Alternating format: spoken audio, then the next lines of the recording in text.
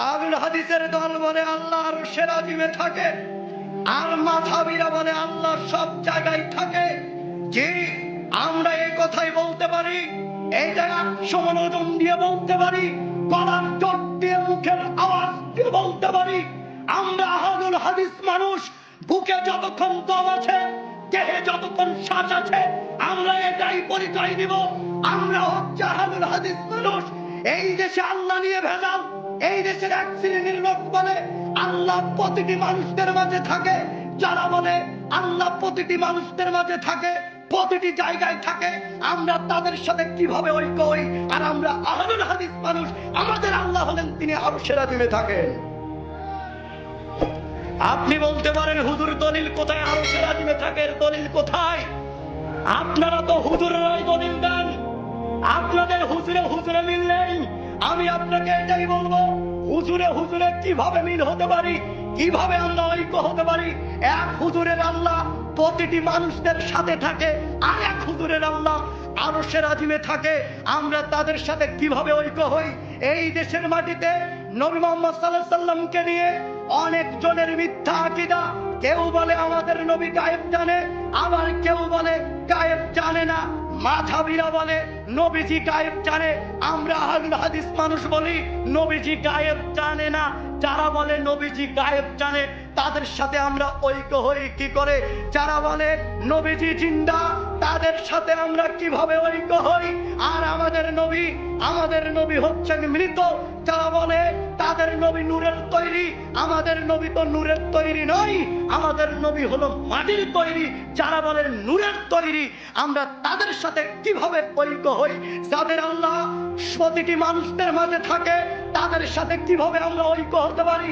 যাদের নবী গায়েব জানে, তাদের সাথে আমরা কিভাবে ঐক্য হতে পারি? যাদের নবী নূরের তৈরি, তাদের সাথে আমরা কিভাবে ঐক্য হতে পারি? আমরা আহলুল হাদিস মানুষ, আমাদের আল্লাহ আরশের আজিমে থাকে, আমাদের নবী গায়েব জানে না, আমাদের নবী মাটির নবী, আমাদের নবী মৃত নবী, আর তাদের নবী জিন্দা নবী। তাই তো আমরা তাদের সাথে ঐক্য হতে পারি না। আমরা কিভাবে তাদের সাথে ঐক্য হই বলেন? অথচ দলিলগুলো একটু শুনুন, আল্লাহ কোথায় থাকে? আমি তো ছোট মানুষ, পবিত্র কোরআনুল কারিমে যে জায়গায় আমি রিসার্চ করে পেয়েছি সে জায়গাগুলো আপনাকে বলি। আপনারা বলুন তো, হক কার পক্ষ থেকে আসে? কার পক্ষ থেকে? আল্লাহর। দলিল সূরা কাহাফ অধ্যায় নম্বর 18 আয়াত নম্বর 29, আল্লাহ বলছেন অকুলিল হাক্কু মির রাব্বিকুম, বলো হক আসে তোমার প্রতিপালকের পক্ষ থেকে। কথা বলেন কোথা থেকে? আরো জোরে বলেন কোথা থেকে? আল্লাহ কোথায় থাকেন সেটা পবিত্র কোরআনুল কারিমে তিনি 7 জায়গায় বলেছেন। আমি আপনাকে দলিলগুলো বলছি, আপনারা মিলে নেবেন। 7 নম্বর সূরা আরাফ আয়াত নম্বর 54, 13 নম্বর সূরা রাদ আয়াত নম্বর 2, 10 নম্বর সূরা ইউনূস আয়াত নম্বর 3, 20 নম্বর সূরা তাহা আয়াত নম্বর 5, 25 নম্বর সূরা ফুরকান আয়াত নম্বর 59, 32 নম্বর সূরা সিজদা আয়াত নম্বর 4। আল্লাহ মোট 7টি জায়গায় একই কথা উল্লেখ করেছেন। আমি 20 নম্বর সূরা তাহার 5 নম্বর আয়াত বলছি।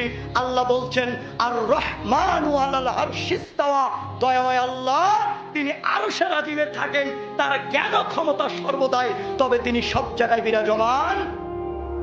আরো একটি দলিল শোনেন, সহিহুল বুখারী 1145 নম্বর হাদিস, আল্লাহ প্রত্যেক রাতের শেষ অংশে প্রথম আসমানে নেমে আসে। তাহলে বলুন, আল্লাহ যদি সব জায়গায় থাকে, তাহলে আল্লাহকে কেন সপ্তম আসমান থেকে প্রথম আসমানে কেন নামতে হয় বলেন? কথাটা বুঝতে পেরেছেন? আরো একটা দলিল শোনেন, আল্লাহর নবীজি মিরাজে গেলেন, বাইতুল্লাহ থেকে বাইতুল মুকাদ্দাস থেকে প্রথম আসমান, দ্বিতীয় আসমান, তৃতীয় আসমান, এইভাবে আল্লাহর নবী আল্লাহর নিকটবর্তী হলেন। 50 ওয়াক্ত সালাত নিয়ে আসলেন। চতুর্থ আসমানে মুসা আলাইহিস সালাতু ওয়াস সালামের সাথে দেখা। মুসা আলাইহিস সালাতু ওয়াস সালাম বললেন, আল্লাহর নবী, আল্লাহ আপনাকে কি দিয়েছেন? মুহাম্মদ সাল্লাল্লাহু আলাইহি সাল্লাম বললেন, আল্লাহ আমার প্রতি এবং আমার উম্মতের প্রতি 50 ওয়াক্ত সালাত ফরজ করে দিয়েছেন, এতে আমি খুশি। তখন মুসা আলাইহিস সালাম বললেন, আপনার উম্মতটা পারবে না, আপনি ফিরে চলে যান। তিনি চলে গেলেন, ওটাকে 40, আবার চলে গেলেন, ওটাকে 30, এইভাবে কমতে কমতে আল্লাহর নবী 50 ওয়াক্ত সালাতকে 5 ওয়াক্তের মধ্যে সীমাবদ্ধ করে নিয়ে চলে আসলেন।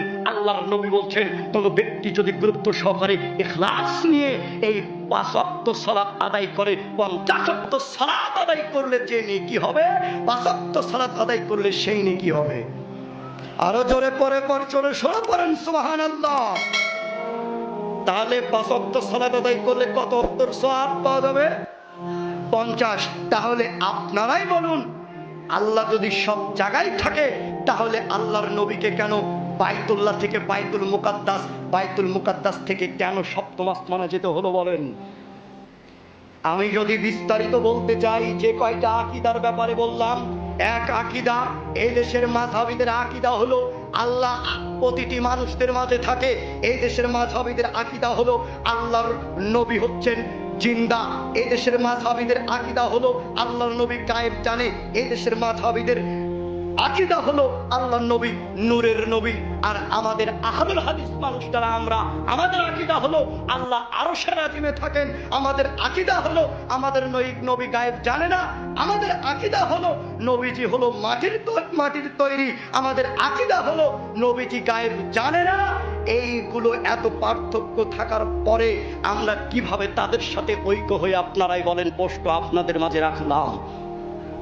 কথা বলেন, এতগুলো আকীদাগত ভ্রান্ত আমাদের মাঝে, এত দ্বন্দ্ব, আমরা কি ঐক্য হতে পারবো? ঐক্য হতে পারবো না।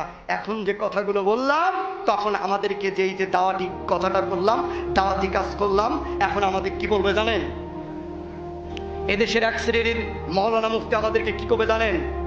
যে এরা যে বলছে আল্লাহ আরশের আযিমে থাকে, এরা যে বলছে নবীজি গায়েব জানে না, এরা যে বলছে নবীজি মাটির তৈরি, এরা যে বলছে নবীজি হচ্ছে মাটির তৈরি, এরা নিশ্চয় এই দেশের শাইখ আব্দুর রাজ্জাক বিন ইউসুফের লোক। কথাটা বুঝতে পেরেছেন? আপনি বিশ্বাস করেন এই কথাটাই বলবে, আপনি সঠিক দাওয়াতটা দেবেন, তখন বলবে আব্দুর রাজ্জাক বিন ইউসুফের লোক, তখন বলবে এই আসাদুল্লাহ আল গালিবের লোক, তখন বলবে সাইফুল্লাহ খান মাদানির লোক। এইভাবে বলবে, তারা দাওয়াত নেবে না, তারা এইভাবেই বলবে এরা আব্দুর রাজ্জাক বিন ইউসুফের লোক। এই কথাই বলবে। সঠিকটা বুঝে যখন দাওয়াত দিয়েছে তাদেরকে, তখন তারা আহলুল হাদিস পোহাই দিয়ে সঠিকটা তারা বিরত থাকে, সঠিকটা মানা থেকে। তারা আমাদেরকে বলে আমরা মাযহাবী, তারা আমাদেরকে বলে আমরা ওয়াহাবী, তারা আমাদেরকে বলে আমরা ইহুদিদের দালাল, তারা আমাদেরকে বলে আমরা হচ্ছে দেশের শ্রেষ্ঠ মুনাফিক। আরে বেটা, আহলুল হাদিসটা যদি শ্রেষ্ঠ মুনাফিক হয়, তাহলে তোমরা মুনাফিকি করনি, তার কি প্রমাণ আছে? তোমরা দেখো, মুনাফিকি তোমরাই করেছো। আমরা আহলুল হাদিস মানুষ, আমরা কখনো মুনাফিকি করিনি। হাদিসের সাথে তোমরা মুনাফিকি করেছো। তোমরা এই দেশে সালাত আদায় করো, তোমরা এই দেশে সালাত আদায় করো, মসজিদ তোমরা বানিয়েছো, এই দেশে তোমরা মাযহাব তৈরি করেছো, তোমরা মসজিদ মাযহাবদের নাম দিয়ে তোমরা সালাত আদায় করছো, হাদিসের সাথে মুনাফিকি করে হাদিসের সাথে তোমরা মুনাফিকি করছো। দেখো, তোমাদেরকে দেখাই তোমরা মুনাফিক না আমরা আহলুল হাদিস মুনাফিক। দেখো, তোমরা যখন সালাতে দাও, তোমরা ফাঁকা ফাঁকা করে দাঁড়াও, 2 টাক করে 3 টাক করে ফাঁকা ফাঁকা করে দাঁড়াও, অথচ স্পষ্ট হাদিস, এই হাদিসকে তোমরা মানো না। বলবেন হুজুর এই স্পষ্ট হাদিস কোথায় দলিল দেন? যারা শিক্ষক আছেন, কওমির শিক্ষক, যারা বুখারী পড়ান, তারা দেখবেন ভারতের ছাপা মূল ভলিউম সহিহুল বুখারীর 100 নম্বর পৃষ্ঠায় 21 নম্বর লাইন থেকে কয়েকটি হাদিস উল্লেখ আছে। ওখানে দেখে আসবেন সালাতের সৌন্দর্যতা, পায়ের সাথে পা মিলিয়ে দাঁড়াতে হবে। আল্লাহর নবী বলছেন, মান সাদ্দা ফুরজাতান ফি সাফা রাফাআহুল্লাহু বিহা দারাজাতান ওয়া বানালাহু বাইতান ফি জান্নাহ। যে ব্যক্তি কাতারের ফাঁকা জায়গা বন্ধ করবে, আল্লাহ তার জন্য জান্নাতে একটা ঘর নির্মাণ করবেন। আল্লাহর নবী বলছেন, যে ব্যক্তি কাতারের 2 জনের ফাঁকা জায়গাকে বন্ধ করবে, আল্লাহ তার একটি মর্যাদা বৃদ্ধি করে দিবেন। এই হাদিস তারা মানে না। আরে বেটা, তোমরা মাযহাবী, এই দেশের সবচেয়ে বড় মুনাফিক। কেন বুখারীর হাদিসকে তোমরা জাতিকে বলো না? কেন? যখনই বলবে তখনই তোমাদের আর ইমামতি থাকবে না। আমি কারো বিপক্ষে বললাম, আমি শুধু প্রতিবাদ করেছি আমাদেরকে মুনাফিক হিসাবে গালি দেয়, এই জন্য, আর কিচ্ছু না।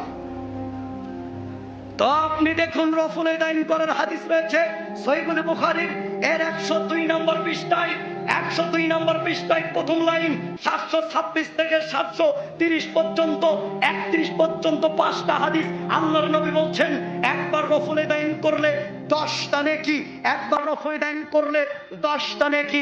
এই হাদিসটা মানে না। আর আপনারা দেখুন সহিহুল বুখারীর এর 102 নম্বর পৃষ্ঠায় 19 নম্বর লাইন, বুকের উপরেও নয়, নাভির নিচেও নয়, মাঝাংশে হাত বাঁধতে হবে। কিন্তু এই দেশের আলেম ওলামা, এই দেশের মুফতি, এই দেশের মাওলানা এই হাদিসগুলো জাতির সামনে অনুবাদ করে না। যখনই তারা এই হাদিসগুলো জাতির সামনে অনুবাদ করবে, যখন তারা এই হাদিসগুলো জাতিকে বলবে, তখন আর জাতি সেটা মেনে নিতে যাবে না। কেন? এটা বাপ দাদা পূর্বপুরুষ থেকে পড়ে আসছে, তাই। কথাটা বুঝতে পেরেছেন? আহলুল হাদিস, আহলুল হাদিসটা হচ্ছে এই দুনিয়ার শক্তি। আহলুল হাদিসটা হচ্ছে এই দুনিয়ার সবচেয়ে শক্তি। মনে রাখবেন, যদি আপনার দেহে শ্বাস থাকে, শ্বাস থাকাকালীন কখনো কারো নিকট মাথা নত করবেন না। উচ্চ স্বরে গলায় আওয়াজ দিয়ে মনোবল শক্তি মজবুত করে একটাই পরিচয় দিবেন, আপনি আহলুল হাদিস মানুষ। কেন? চারদিকে যখন জুলুম ছিল, চারদিকে যখন ভয় ছিল, যখন আহলুল হাদিসদেরকে নিজেদের বকরি ভেড়া ছাগল মনে করত, তখন একজন লোক লোহার হাতুড়ির উপরে দাঁড়িয়ে বলেছিল, আরে শোনো, আহলুল হাদিসরা কারো বকরি ছাগল নয়, আহলুল হাদিসটা হচ্ছে এই দুনিয়ার শক্তি। আহলুল হাদিসটা হচ্ছে এই দুনিয়ার শক্তি। যেদিন আহলুল হাদিসদের অস্তিত্ব উপলব্ধি হয়ে যাবে, সেই দিন কোন দল, কোন জামাত আহলুল হাদিস ছাড়া কখনো কোন দল বাতিলের সাথে মোকাবেলা করতে পারবে না। একমাত্র আহলুল হাদিস ছাড়া বাতিলের সাথে মোকাবেলা করতে পারবে না। একমাত্র আহলুল হাদিস ছাড়া বাতিলের সাথে মোকাবেলা করতে পারবে না। আহলুল হাদিসদের আকীদা এত শক্তিশালী, আহলুল হাদিসদের আকীদা এত মজবুত, এরা বলে, শোনো, আমাদেরকে তোমরা ফাঁসির কাস্তে ঝোলাতে পারো, অসুবিধা নেই। আমাদেরকে তোমরা আমাদের শরীরে বন্দুক ঢোকাতে পারো, অসুবিধা নেই। আমরা ফাঁসির কাস্তে ঝুলতে রাজি, আমাদের শরীরে বন্দুক ঢোকাতে রাজি। তবুও আমরা কখনো ইমামের পিছনে সূরা ফাতিহা, ইমামের পিছনে জোরে আমিন বলা ছাড়বো না। আমরা আহলুল হাদিস মানুষ, আমাদের আকীদা এত মজবুত, আমাদের শরীরে বন্দুক ঢুকতে পারে, আমরা ফাঁসির কাস্তে ঝুলতে পারি, তবু আমরা রফুল ইদাইন বলা ছাড়বো না। আমরা আহলুল হাদিস মানুষ, আমাদের শরীরে বন্দুক ঢুকতে পারে, আমরা আহলুল হাদিস মানুষ, আমরা ফাঁসির কাস্তে ঝুলতে রাজি থাকবো, তবু আমরা কখনো পায়ের সাথে পা মিলানো দাঁড়িয়ে কখনোই আমরা ফাঁকা ফাঁকা করে দাঁড়াতে রাজি না, ইনশাআল্লাহ। আমরা আহলুল হাদিস মানুষ, আমরা রাসূল সাল্লাল্লাহু আলাইহি সাল্লামকে যত বেশি ভালোবাসি, আমাদের জীবনের চাইতে, আমাদের পরিবারের চাইতে, মা বাবার চাইতে সবচেয়ে বেশি মুহাম্মদ সাল্লাল্লাহু আলাইহি সাল্লামকে ভালোবাসি। আমরা যাকে মুহাম্মদ সাল্লাল্লাহু আলাইহি সাল্লামকে যতখানি ভালোবাসি, ঠিক তার ততটুকু সুন্নাতকেও ভালোবাসি। কতটা বুঝতে পেরেছেন? আমরা তার কি করি বলেন তো? তার সুন্নাতকেও ভালোবাসি। আমরা এই কথা বলবো, আমরা এই কথা মনে প্রাণে বিশ্বাস করি। আপনি যদি সত্যিকারের আহলুল হাদিস হয়ে থাকেন, আপনাকে যদি কেউ বলে রফুল ইদাইন ছাড়ো, তখন আপনি বলবেন এটা সুন্নাত, ছাড়বো না। আপনাকে যদি বলে ইমামের পিছনে সূরা ফাতিহা পড়া বন্ধ করেন, আপনি বলবেন ওয়াজিব, আর একদিকে সুন্নাত, ছাড়বো না। আপনাকে বলবে পায়ের সাথে মিলিয়ে দাঁড়ানো যাবে না, ফাঁকা ফাঁকা করে দাঁড়াতে হবে, আপনি বলবেন পায়ের সাথে মিলিয়ে দাঁড়াবো, এটা সুন্নাত, ছাড়বো না। আপনাকে বলবে বুকের উপরে হাত বাঁধা যাবে না, আপনি বলবেন আমরা বুকের উপরে হাত বাঁধবো, এটা সুন্নাত। পৃথিবী এমন যদি সব মানুষ একত্রিত হয়, সকলেই যদি এক জায়গায় হয়ে বলে যে রফঈদাইন করা ছেড়ে দিতে হবে, কেউ যদি বলে ইমামের পিছনে সূরা ফাতিহা বলা ছেড়ে দিতে হবে, ইমামের পিছনে জোরে আমিন বলা যাবে না, মসজিদে আসলে ফাঁকা করে দাঁড়াতে হবে, তাও আমরা আহলুল হাদিস মানুষ কোশ্চেন কেন কাতারে ফাঁকা করে দাঁড়াবো না ইনশাআল্লাহ। কোশ্চেন কেন সূরা ফাতিহা ইমামের পিছনে বলা ছাড়বো না, জোরে আমিন বলা ছাড়বো না, কখনো রফঈদাইন করা ছাড়বো না। কেন? আমরা মুহাম্মদ সাল্লাল্লাহু আলাইহি সাল্লামকে যতখানি ভালোবাসি, ঠিক ততখানি তার সুন্নাতকেও ভালোবাসি। কথাটা বুঝতে পেরেছেন? আপনি যদি এখন তাকে এই কথা বলেন যে আপনি মুহাম্মদ সাল্লাল্লাহু আলাইহি সাল্লামকে ভালোবাসেন, তাহলে আমি আপনাকে বলবো দেখুন আপনি কতটুকু ভালোবাসেন। আপনি রাসূলের ছোট্টটা সহিহ হাদিস থেকে আপনি পেয়েছেন, এরপরও আপনি পালন করতে পারছেন না, তার মানে আপনি রাসূলকে মুখে ভালোবাসেন কিন্তু অন্তর থেকে আপনি ভালোবাসেন না। যদি অন্তর থেকে ভালোবাসতেন তাহলে রাসূলের হাদিস স্পষ্ট হওয়ার পরে কেন আপনারা সেটাকে মানতে পারেন না বলেন?